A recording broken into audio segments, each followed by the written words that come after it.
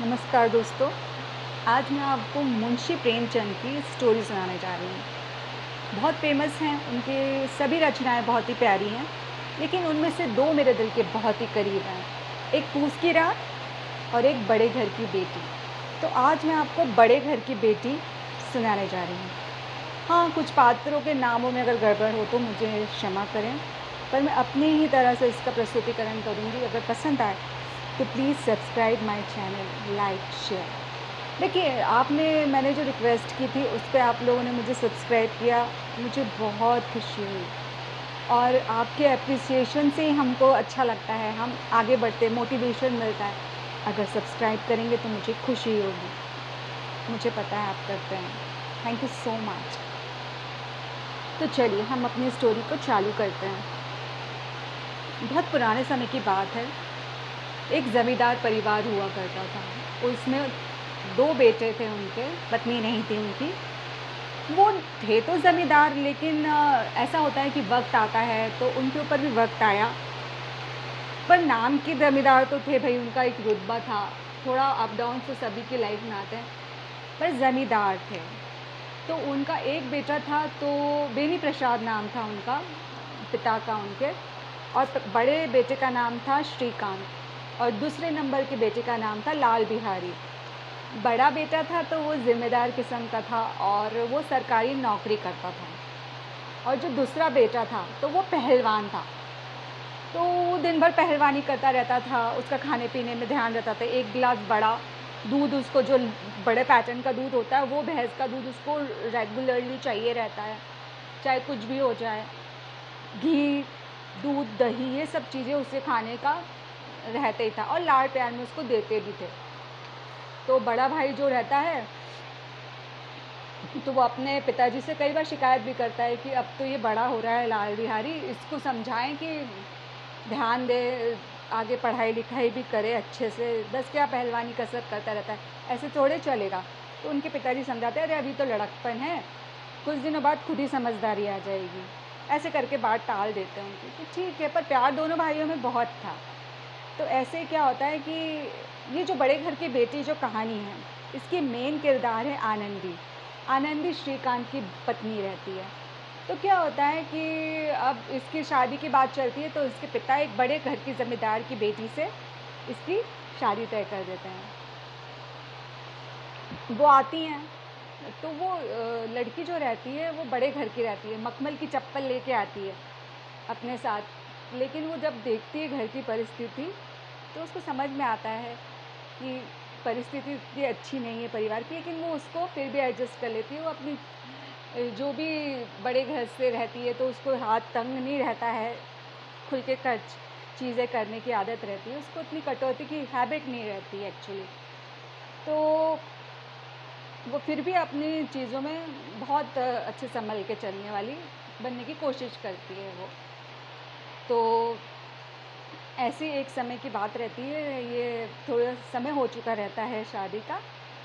और इसके पति के बारे में एक बात मैं आपको बताना चाहती हूँ, श्रीकांत के बारे में। ये उसूलों वाला इंसान रहता है।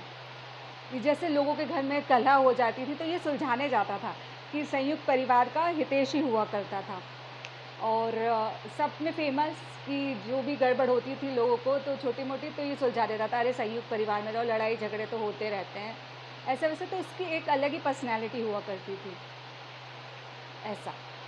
तो एक समय की बात है, ये दोपहर को खाना बना के आनंदी रख चुकी रहती है। इत्ते में ये इनके देवर जी आते हैं और पति तो खा पी के जा चुके होते हैं दिन का खाना, और खाना बन चुका रहता है पूरा, नाश्ता-वाश्ता करके श्रीकांत चले जाते हैं और दोपहर का भोजन तैयार। अब इत्ते में देवर जी आते हैं और 2 चिड़िया का शिकार करके लाते हैं और बोलते हैं, भाभी मांस पका दो हमारे लिए। तो अब क्या है, आनंदी पूरा खाना बना चुकी, अब फिर चूल्हा चढ़ा के और फिर मांस पकाना। कहती ठीक है भैया। तो वो जाती है, अब ये तो ठहरी बड़े घर की, अब इनको इतना एक नाप-तोल नहीं रहता है। घर में 1 पाव घी पड़ा था, तो उसने पूरा का पूरा उस मांस में डाल दिया। मांस पका दिया और घी नहीं बचाया, पूरा का पूरा घी डाल दिया उसमें। अब खाना परोसती है देवर को। खाना जब परोसती है तो देवर देखता है कि दाल में तो घी नहीं है। तो वो उसका बोलता है, भाभी ये दाल में तो घी ही नहीं डाला आपने। तो कहते, भैया दाल में कैसे घी डालती, जो जितना 1 पाव घी था तो मैंने मांस में डाल दिया।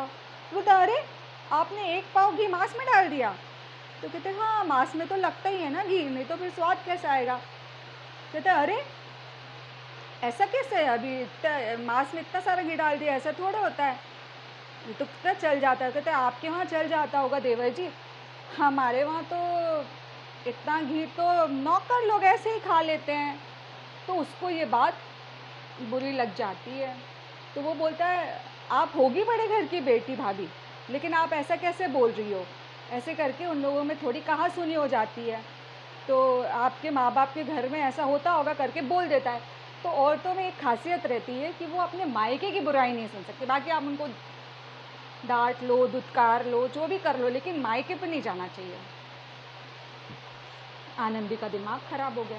तो बोलते, देखिए देवर जी आप जो भी बोलिए, लेकिन मेरे मायके और मेरे माँ बाप पे ना जाएं। तो कहता है, ऐसा कैसा है। तो करके बात बिगड़ जाती है।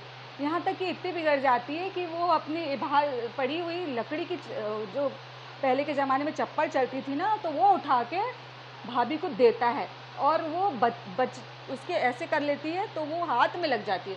उसके हाथ में भी लकड़ी की रहती है भाई, तो उसके हाथ में भी वो हो जाता है, निशान पड़ जाता है उसको रोकने में। अगर मान लो चेहरे पे लगा होता तो बड़ी गुस्सा आती है उसको, वो भी थाली फेंक देता है और ये भी जाके रोते हुए अपने कमरे में चली जाती है। फिर क्या होता है, उसका ससुर भी बोलता है, बहू आप ऐसे मुंह मत चलाओ देवर से।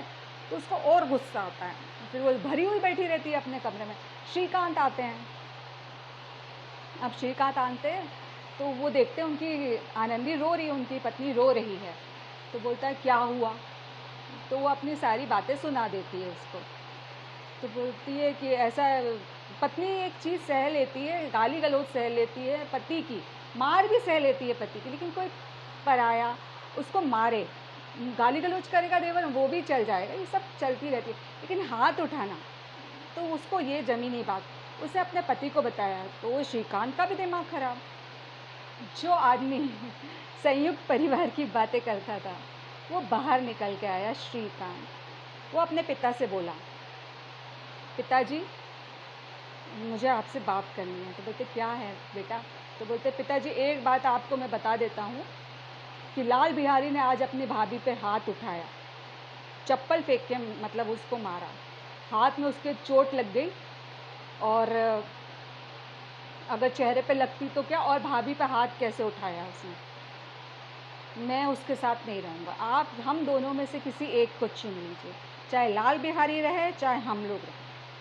अरे उसका बाप बोलता, बेटा कि ये तो सब होता रहता है, छोटा भाई है, उससे गलती हो गई, माफ़ कर दे उसको। ऐसी बातों का अपन को ऐसा नहीं करना चाहिए। घर घर घर छोड़ के जाने की बात मत कर और माफ़ कर दे अपने भाई को। बोलता, नहीं मैं माफ़ नहीं करूँगा उसको, उसने बहुत बड़ी गलती करी, उसने अपनी भाभी पे हाथ उठाया, मैं माफ़ नहीं करूँगा। तो वहाँ से वो लाल बिहारी सुनता रहता है, उससे बड़ा दुख होता है। वो जैसा भी रहता है लेकिन वो अपने भाई को बहुत प्यार करता है, बहुत बहुत प्यार करता है। उसे ये बुरा लगता है कि भैया उसके साथ रहना नहीं चाहते, अकेले में आके उसको 2-4 झापड़ भी मार देते, उसको वो माफ़ी भी मांग लेता है, लेकिन भैया आज बोल रहे हैं कि मैं उसका चेहरा भी नहीं देखना चाहता हूँ। बड़ा रोता है, बड़ा रोना आता है। वो फिर क्या करता है कि अपना सामान बांधता है और आंसू भरा हुआ कहता है, अब मैं ही चला जाता हूँ इस घर से। रो के रोता रहता है, पर जब बाहर निकलता है तो अपने आंसू पोंछ लेता है वो, कि किसी को पता नहीं चले कि वो रोया है।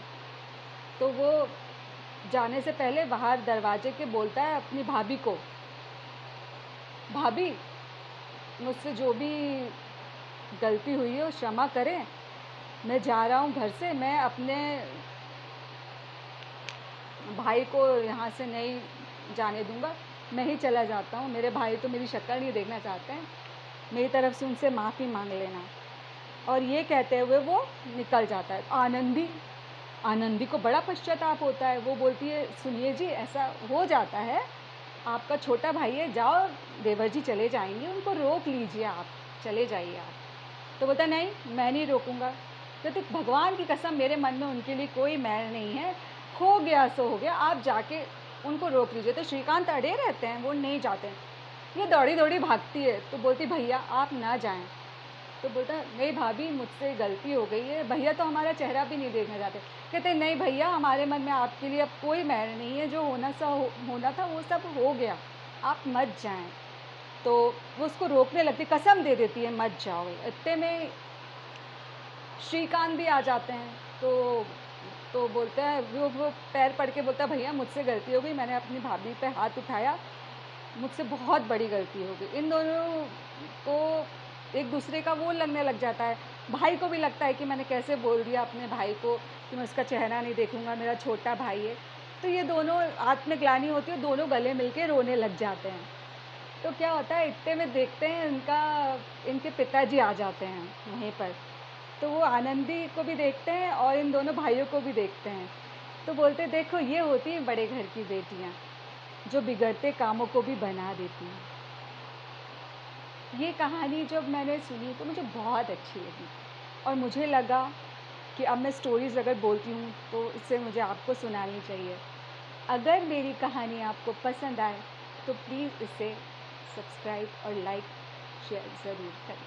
मुझे बोलना नहीं आता कि कैसे इस चीज़ को बोलूँ कि मेरे चैनल को सब्सक्राइब करिए, कमेंट्स करिए, पर जैसे भी सीखेंगे धीरे-धीरे। पर पसंद आई है तो प्लीज़ सब्सक्राइब करें। Thank you so much.